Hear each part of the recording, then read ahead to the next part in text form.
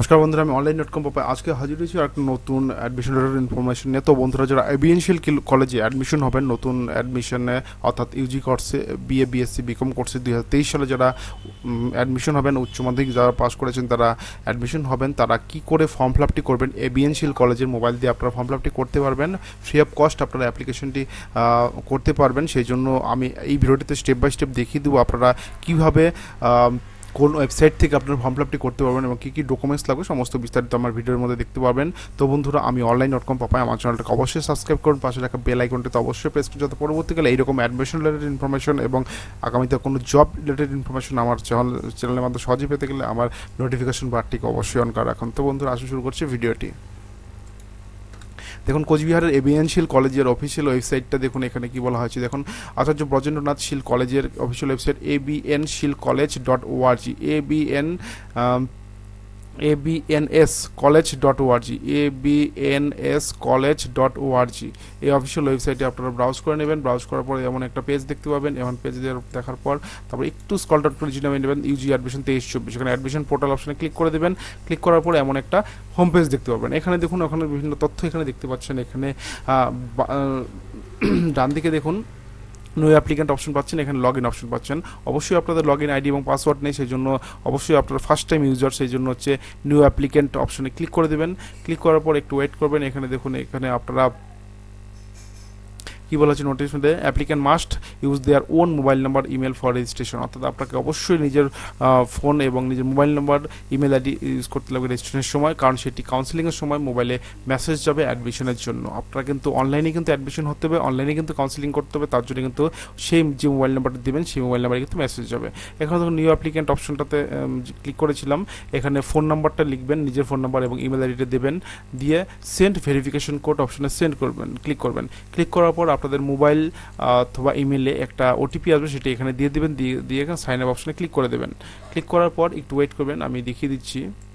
Send করার পর আপনাদের কিন্তু আপনাদের মোবাইল নম্বরে একটা অ্যাপ্লিকেশন আইডি এবং পাসওয়ার্ডটা চলে যাবে, সেটা দিয়ে কিন্তু আপনারা লগ ইন করতে পারবেন। নিচের লগ ইন হেয়ার অপশনটাতে ক্লিক করবেন। ক্লিক করার পর এই ইনস্ট্রাকশন পেজটি দেখে নেবেন। I have read all the instruction অপশনতে ক্লিক করে দেবেন। ক্লিক করার পর এখানে অ্যাপ্লিকেশন আইডি এবং পাসওয়ার্ডটা দেবেন, যেটা মোবাইলে আসলে অ্যাপ্লিকেশন আইডি সেটা দেবেন এবং পাসওয়ার্ডটা যেটা চলে আসছে সেটা লিখে দেবেন। এখানে সাইন ইন অপশনে ক্লিক করবেন, সাইন ইন অপশনে ক্লিক করে দেবেন। ক্লিক করার পর একটু ওয়েট করবেন। ওয়েট করার পর দেখুন একটা পেজ চলে আসছে। এখানে হচ্ছে এমন একটা পেজ দেখতে পাচ্ছেন। এখানে কিন্তু আপনারা এই সমস্ত ফর্ম ফিল আপটি করতে হবে। দেখুন, এখানে ফার্স্টে দেখা যাচ্ছে বাংলা শিক্ষা স্টুডেন্ট আইডি ইফ এনি, অর্থাৎ যদি আপনাদের বাংলা শিক্ষা স্টুডেন্ট আইডি থাকে সেটা লিখবেন। অর্থাৎ এখানে কিন্তু আপনাদের বাংলা শিক্ষা স্টুডেন্ট আইডি আপনারা উচ্চ মাধ্যমিকে যেখানে ফর্ম ফিল আপ করেছেন, উচ্চ মাধ্যমিকে যে স্কুল থেকে পাস করেছেন সেখানে আপনাদের একটা বাংলা শিক্ষা ইউনিক আইডি ছিল, সেই আইডিটি এখানে লিখে দিতে পারেন। সেটা আপনারা কোথায় পাবেন? সেটা আপনারা পাবেন হচ্ছে আপনাদের স্কুল লিভিং সার্টিফিকেট নেবেন স্কুল থেকে। অর্থাৎ মনে রাখবেন, স্কুল থেকে আপনার মার্কশিট পাওয়ার পর একটা স্কুল থেকে স্কুল লিভিং সার্টিফিকেট দেয়। সেই সার্টিফিকেটের মধ্যে একটা আপনাদের হেড অফ দ্য ইনস্টিটিউট অর্থাৎ ম্যাডাম বা টিচার একটা সই সিগনেচার করে একটা তো আপনাদের ছবিসহ কাগজ দেয়। সেই কাগজের মধ্যে কিন্তু আপনারা এই বাংলা শিক্ষা স্টুডেন্ট আইডি পাবেন। তাহলে কিন্তু এখানে লিখে দিবেন, যাদের আছে তারা লিখবেন, যাদের নেই তারা লিখতে হবে না, কোনো অসুবিধা নেই সেই বিষয় নিয়ে। তারপরে এখানে ফার্স্ট নেম অ্যাপ্লিকেন্টের নাম লিখবেন, মিডিল নেম যদি থাকে লিখবেন, না থাকলে লিখবেন না, লাস্ট নেম অর্থাৎ আপনারা টাইটেল লিখে দেবেন। আপনাদের মিডিল নেম যদি না থাকে সেটা আপনারা ফাঁকা রাখতে পারেন। এখানে আপনাদের বাবার নাম লিখবেন, তারপর এখানে মার নাম লিখবেন, তারপর এখানে গার্জিয়ান নেম হিসেবে বাবার নাম লিখতে পারেন অথবা মার নাম লিখতে পারেন। তারপর হচ্ছে বাবার মোবাইল নাম্বারটা ম্যান্ডেটরি না, লিখতেও পারেন নাও লিখতে পারেন।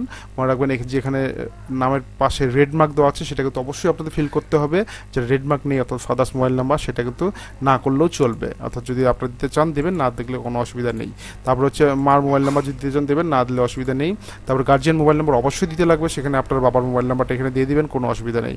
বাবার প্রফেশন, বাবা কী করেন সেটা লিখবেন, বাবা কী করেন সেটা লিখবেন, মা কী করেন সেটা লিখবেন। রিলেশনশিপ অর্থাৎ বাবার সাথে আপনার অর্থাৎ যদি বাবার নাম লেখেন গার্জিয়ান হিসেবে তাহলে হচ্ছে বাবার ফাদার্স লিখে দেবেন, যদি গার্জিয়ান হিসেবে মার নাম লেখে তাহলে মাদার লিখে দেবেন। ঠিক আছে বন্ধুরা, রিলেশনশিপ বলতে এখানে সরি বন্ধুরা, রিলেশন হতে অর্থাৎ গার্জিয়ানের সাথে আপনার কী রিলেশন সেটা এখানে লিখবেন, বাবা থাকলে বাবা, মা থাকলে মা। ফাদার্স এডুকেশনাল কোয়ালিফিকেশন, বাবা কী পাস সেটা লিখবেন, মা কী পাস সেটা লিখবেন। এইসব বিষয়গুলো অর্থাৎ ট্রেডমার্ক যেখানে নেই সেগুলো কিন্তু বাধ্যতামূলক নয় আপনারা ফিল আপ করা, এখানে আপনারা ছেড়ে দিতে পারেন। আপনারা যদি ছেড়ে দেন কোনো অসুবিধা নেই, না ছাড়লে আপনারা কিন্তু ফর্ম ফিল আপ করতে পারেন, কোনো অসুবিধা নেই। কারণ হচ্ছে গার্জেন ইমেল আইডি, এটা বাধ্যতামূলক গার্জেনের একটি ইমেল আইডি লাগবে এবং আপনার ন্যাশনালিটি কি ইন্ডিয়ান লিখে দিবেন। আধার কার্ড নম্বরটি আপনার লিখে দিবেন, মনে রাখবেন অ্যাপ্লিকেন্টের আধার নাম, যে ফর্ম ফিল আপ করছেন তার আধার নামটা লাগবে, নাম্বারটি লাগবে। রিলিজন আপনার হিন্দু মুসলিম না খ্রিস্টান সেটা লিখবেন। আপনার কাস্ট অর্থাৎ এসসি ওবিসি না ওবিসি এ না বি সেটা কাস্ট আপনার সিলেক্ট করে দেবেন। মনে রাখবেন কাস্ট যেটা আপনাদের সার্টিফিকেট আছে সেটাই কিন্তু সিলেক্ট করবেন, সার্টিফিকেট না থাকলে কিন্তু আপনারা কাস্ট সিলেক্ট করবেন না, জেনারেল সিলেক্ট করবেন। তারপরে সার্টিফাইড বাই, এখানে ধরুন এসসি সিলেক্ট করলাম, সার্টিফাইড বাই অর্থাৎ আপনারা যদি কাস্ট সার্টিফিকেট ওয়েস্ট বেঙ্গলে হয় তাহলে ওয়েস্ট বেঙ্গল লিখবেন, যদি আদার্স স্টেটে হয় আদার্স লিখবেন। এখানে ওয়েস্ট বেঙ্গল লিখে দিলেন। তারপরে আপনারা মেল না ফিমেল সেটা লিখবেন। তারপর ডেট অফ বার্থটি লিখবেন এখানে। তা আপনাদের ব্লাড গ্রুপ কী আছে সেটা লিখবেন, যদি না জানা থাকে তাহলে নট ডিসক্লোজ, এখানে নট ডিসক্লোজড করবেন এখানে। করার পরে আপনারা তারপর নেক্সট চলে যাবেন। আপনারা ছিল ডিফারেন্টলি এবেল অর্থাৎ আপনার হ্যান্ডিক্যাপ কিনা, ইয়েস ওর নো লিখবেন, ইয়েস থাকলে ইয়েস, নো থাকলে নো। যদি ইয়েস থাকে তাহলে কী টাইপের হ্যান্ডিক্যাপ সেটা লিখবেন, কত পার্সেন্ট হ্যান্ডিক্যাপ সেটা লিখবেন। আপনার ইডাব্লিউএস সার্টিফিকেট যদি থাকে তাহলে এখানে ইয়েস করবেন, না থাকলে নো করবেন। আচ্ছা গেল ফাইন্যান্সিয়াল ইস্যু সার্টিফিকেট, কত সালে আপনার এইগুলো সার্টিফিকেট ইস্যু হয়েছে সেটা এখানে লিখবেন। এখন ম্যারেজ স্ট্যাটাস সিঙ্গেল না ম্যারেড না উইডো কোনটা সেটা লিখবেন। অ্যানুয়াল ইনকাম কত আছে সেটা লিখবেন, আপনার বর্ষ ইনকাম কত আছে লিখবেন, 2.5 লক্ষ টাকা বর্ষ ইনকাম, না তার থেকে বেশি না কম সেটা এখানে লিখে দেবেন। বিপিএল না এপিএল সেটা লিখে দেবেন এখানে, বিপিএল থাকলে এস লাগলে, এপিএল আর যদি এপিএল হয় নোকে লিখে দেবেন। আর আচ্ছা এখানে অ্যাড্রেসটা লিখে দেবেন, এখানে অ্যাড্রেস হাউস নাম্বার রোড, অর্থাৎ এখানে আপনাদের অনেকে আছে হাউস নাম্বার লাগবেই কিনা সেটা বাধ্যতামূলক কিনা সেটা বলছি। এখানে হাউস নাম্বার লেখা আছে বলে হাউস নাম্বার লিখতে হবে সেটা কোনো বিষয় না। এখানে আপনার রাস্তার নাম বা আদার্স কিছু লিখতে পারেন, এখানে কোনো অসুবিধা নেই। অ্যাড্রেসে আপনাদের এরিয়া লোকালিটি, আপনার ভিলেজ থাকলে ভিলেজ লিখবেন, যদি পাড়ার নামটা যেটা সেটা লিখবেন। আপনারা গ্রামের নাম লিখবেন, যারা গ্রামে থাকেন, যারা শহরে থাকেন তারা হচ্ছে শহরের নামটা লিখবেন। পোস্ট অফিস কে সেটা লিখবেন। আপনারা যদি ব্লকে থাকেন তাহলে ব্লকের নাম লিখবেন, যে মিউনিসিপ্যালিটি সেই মিউনিসিপ্যালিটির নাম লিখবেন। পুলিশ স্টেশন কোনটা আছে লিখবেন, ডিস্ট্রিক্ট কোনটা আছে লিখবেন, তারপর হচ্ছে স্টেট কোনটা আছে লিখবেন, পিনকোড কোনটা আছে লিখবেন, কান্ট্রি ইন্ডিয়া সেটা লিখবেন। আর যদি প্রেজেন্ট এবং পার্মানেন্টটা সেম আছে তাহলে সেম অ্যাজ পার্মানেন্ট এই অপশনটাতে ক্লিক করবেন। ক্লিক করলে এটা যা লেখা আছে অটোমেটিকলি এটাতে চলে আসবে। চলে আসার পর এখানে আপনাদের কো কারিকুলাম অ্যাক্টিভিটি, এখানে আপনারা টিক চেকবক্স না করলেও কোনো অসুবিধা নেই, এটা যদি ইচ্ছা হয় আপনারা করবেন, না হলে কোনো এই অপশনটাতে ক্লিক না করলেও কিন্তু চলবে, আপনাদের ইচ্ছা।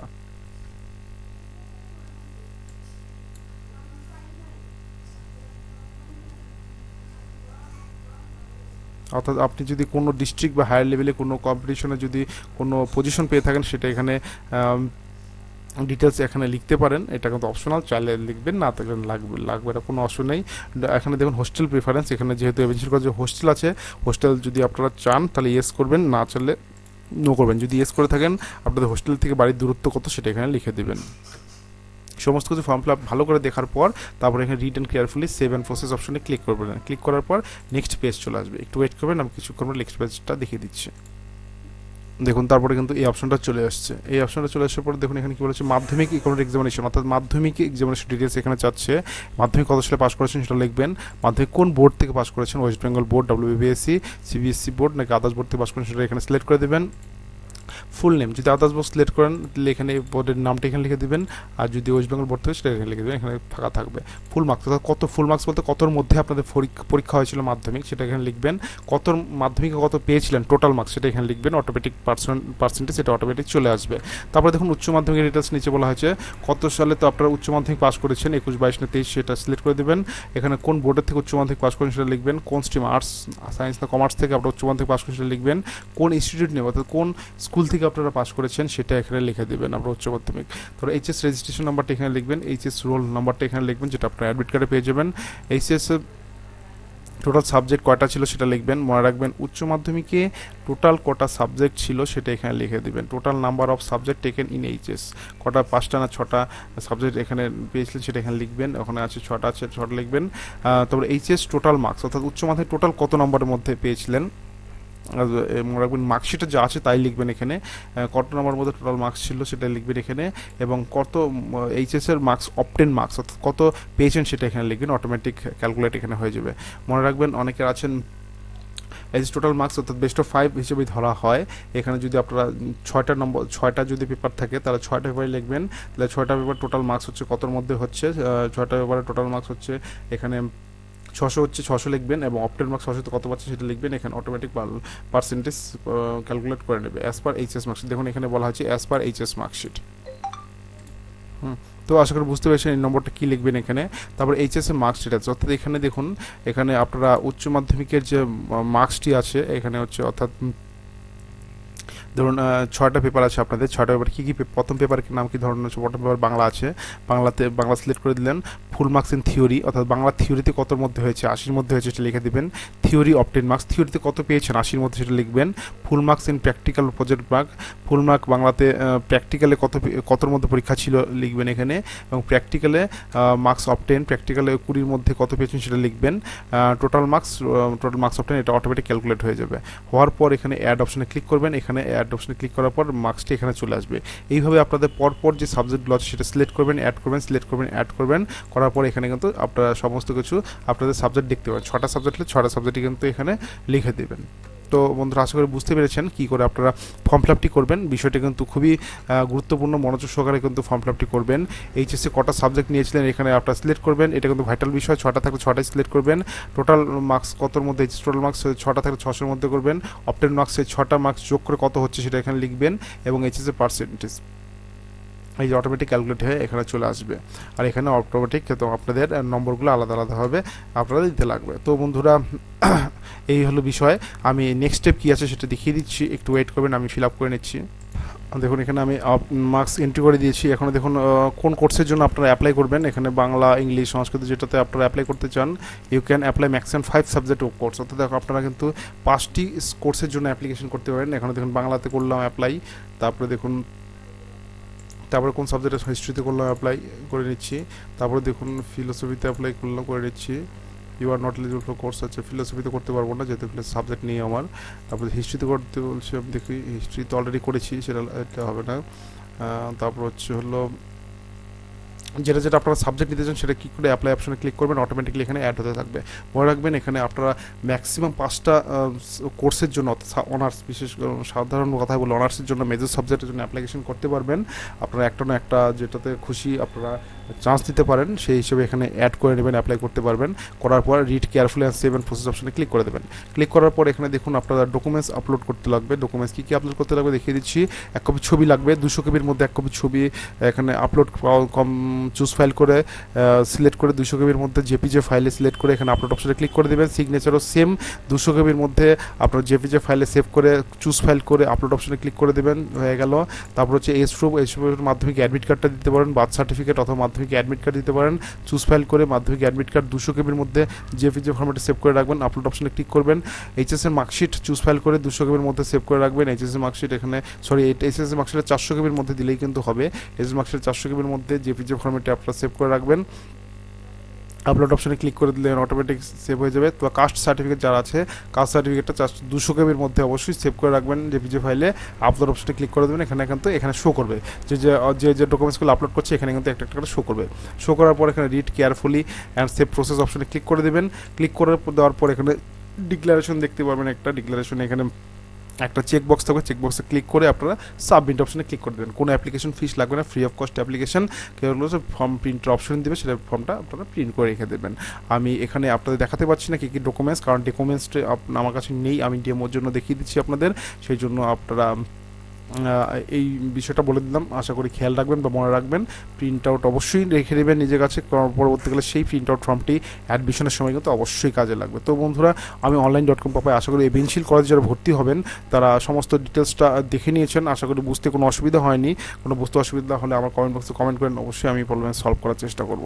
তো বন্ধুরা আজকে এতটুকু, ভালো থাকবেন, সুস্থ থাকবেন, ধন্যবাদ।